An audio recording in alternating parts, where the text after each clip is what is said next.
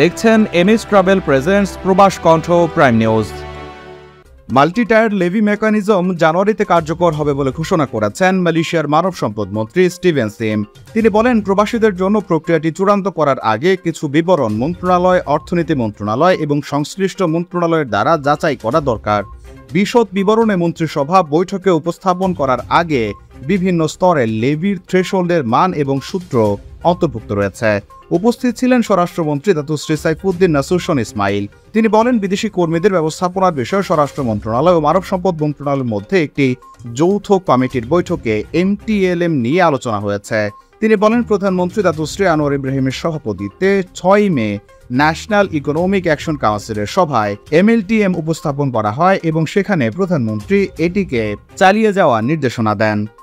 Malaysia প্রবাসীদের জন্য প্রতিদিন দারুণ সব অফারে বিমান টিকিট দিচ্ছে MH global travels. Dhaka, Kuala Lumpur, Dhaka সহ বিশ্বের যে কোনো গন্তব্যে সুলভ মূল্যে আপনার টিকিটটি পেতে আজই চলে আসুন KL মোনোরেল সেন্ট্রাল এর পাশে এনিউ সেন্টার বিল্ডিং এর অপোজিটে, অথবা কল করুন স্ক্রিনে দেওয়া নম্বরে। আমাদের কাছে কল করুন, ঘরে বসে টিকিট কাটুন। মাল্টিটায়ার লেভি সিস্টেম হলো, নিয়োগকর্তা যত বেশি বিদেশি কর্মী নিয়োগ করবে তাকে তত বেশি লেভি শোধ করতে হবে। কোম্পানির বিদেশি কর্মীর সংখ্যা অনুযায়ী যে লেভির ধাপ করা হবে সেটাকেই বহুস্তর বিশিষ্ট বা মাল্টিটায়ার লেভি সিস্টেম বলা হচ্ছে। এই অর্থ নিয়োগকর্তাকে বহন করতে হবে। সরকার এই ব্যবস্থা প্রবর্তনের উদ্যোগ নিয়েছে, যা আগামী বছরের জানুয়ারি থেকে বাস্তবায়ন করা হবে। মানব সম্পদ মন্ত্রী স্টিভেন সিম বলেছেন, আমাদের লক্ষ্য এই বছর মন্ত্রিসভায় এই প্রস্তাবটি উপস্থাপন করা। তিনি বলেন, সরকার আগামী বছরের মধ্যে দেশে মোট 2.4 মিলিয়ন বিদেশি কর্মীর সংখ্যা বজায় রাখার লক্ষ্য নির্ধারণ করেছে।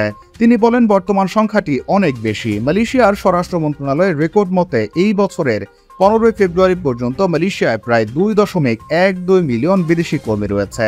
এই 2.12 মিলিয়নকে 2.4 মিলিয়নে নির্দিষ্ট করার পরিকল্পনা নিয়েছে সরকার। ফলে আর মাত্র 2.5 লাখের কিছু কর্মী বেশি নিলেই 28 লাখ বিদেশি কর্মী 15টি সোর্স কান্ট্রি থেকে নিয়োগ করা যেতে পারে। মন্ত্রী বলেন, সরকার আগেই সিদ্ধান্ত নিয়েছে মোট বিদেশি কর্মীর সংখ্যা 2025 সালের মধ্যে মোট জনশক্তির 15% বেশি হতে পারবে না। 10 মে কনকর্ড ক্লাবের সভায় বক্তৃতাকালে বলেন, এজন্য সংশ্লিষ্ট স্টেক হোল্ডার এবং শিল্পের সাথে সম্পৃক্তদের নিকট থেকে প্রাথমিক তথ্য প্রতিক্রিয়া সংগ্রহ করতে শুরু করেছে। তিনি বলেন, মাল্টিটায়ার লেভি সিস্টেমটি হলো কোম্পানিগুলোতে বিদেশি কর্মীদের ওপর তাদের নির্ভরতা কমাতে এবং স্থানীয়দের নিয়োগ এবং প্রশিক্ষণের জন্য উৎসাহিত করা। প্রবাস কণ্ঠ নিউজ ডেস্ক।